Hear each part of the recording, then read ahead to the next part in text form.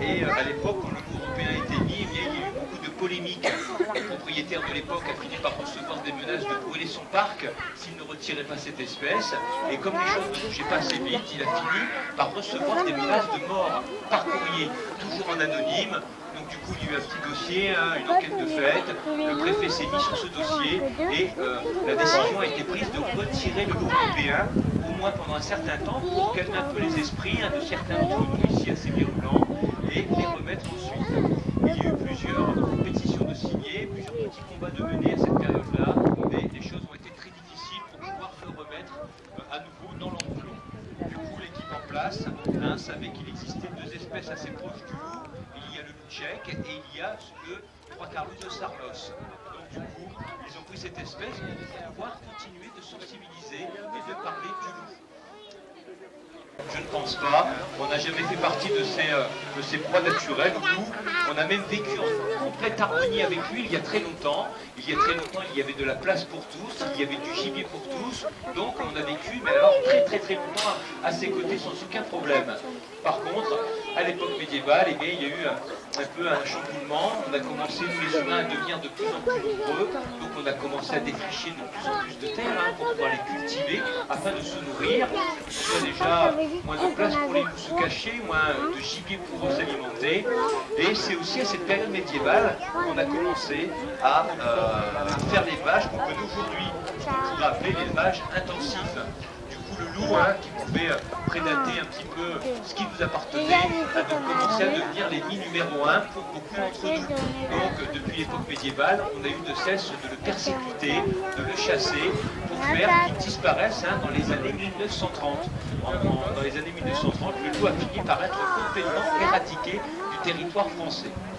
Alors c'est vrai qu'il faisait pas mal d'ombre, mais il n'a jamais été vraiment méchant avec l'homme. Il y avait des attaques de recensées sur l'homme, c'est vrai à l'époque un petit peu, mais il y avait quand même toujours plus ou moins des raisons. Déjà, c'est pas comme aujourd'hui, il y en avait plusieurs dizaines de milliers sur le territoire. Rajouter à cela la rage qui était très répandue sur notre territoire et qui va décupler et faire ressortir l'agressivité d'un animal qui en est atteint. Et imaginez aussi toutes ces histoires qui étaient racontées sur le loup pour pouvoir juste canaliser les villageois. C'est vrai que le dirigeant des villages avait tendance à dire aux villageois « Attention, n'allez pas trop loin dans la forêt, vous risquez de rencontrer le loup et vous allez vous faire dévorer. » Et on se rend compte finalement que c'était plus pour les contrôler et éviter que ces villageois aillent voir ce qui se passait dans les villages voisins ou les vallées voisines. Ensuite, lorsqu'on retrouvait une personne morte à l'orée du bois, on avait vite fait de dire d'elle qu'elle avait vu le loup. Une expression qui a traversé les âges, mais qui s'est grandement modifiée.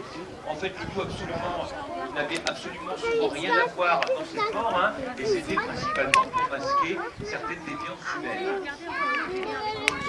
Alors c'est vrai qu'il avait de quoi faire de l'ombre le loup avant de disparaître à l'époque, puisqu'il a des sens vraiment très aiguisés, il est très endurant.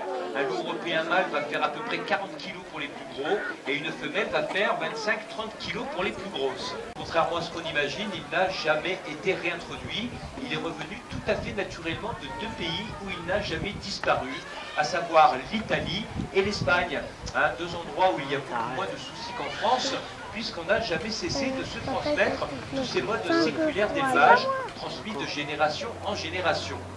En Italie ou en Espagne, par exemple, les cheptels n'ont jamais dépassé un certain nombre d'individus, on n'a jamais cessé de surveiller les troupeaux, on a même renforcé souvent les surveillances la nuit ou parqué les troupeaux dans des enclos fixes ou mobiles, et on n'a jamais cessé d'utiliser le patou et l'âne. Le patou, le montagne des Pyrénées et l'âne qui sont de très bons défenseurs de la brebis vis-à-vis du loup. On commence à les revoir de plus en plus en France au sein des troupeaux. Donc là-bas, moins de soucis. Nous, en France, après 60 ans d'absence, il est revenu en novembre 92. C'est là qu'on a vu pour la première fois à nouveau un couple sédentarisé sur notre sol. Novembre 92, ça s'est passé au niveau du parc Alpha dans le Mercantour. Et depuis, il n'a de cesse de revenir naturellement de ces deux pays. Du coup, on s'est passé depuis pendant une soixantaine d'années. Ça fait presque trois générations de travailleurs. Et on a oublié pas mal de choses au niveau de l'élevage traditionnel à l'époque. Eh bien, on se heurte à lui. Alors, est-ce qu'il est le principal problème de l'éleveur aujourd'hui? Voilà, à chacun son opinion, toutes les opinions se respectent, mais c'est vrai que l'avis du de l'éleveur, hein, eh bien, elle est assez difficile. Pensez à la spéculation des matières premières. Rappelez-vous, il y a quelques années, quand on faisait des magiques qu'il y ait du pro-loup et de l'anti-loup, mais on n'est pas là pour se battre. Est-ce que des questions vous viennent sur l'instant ?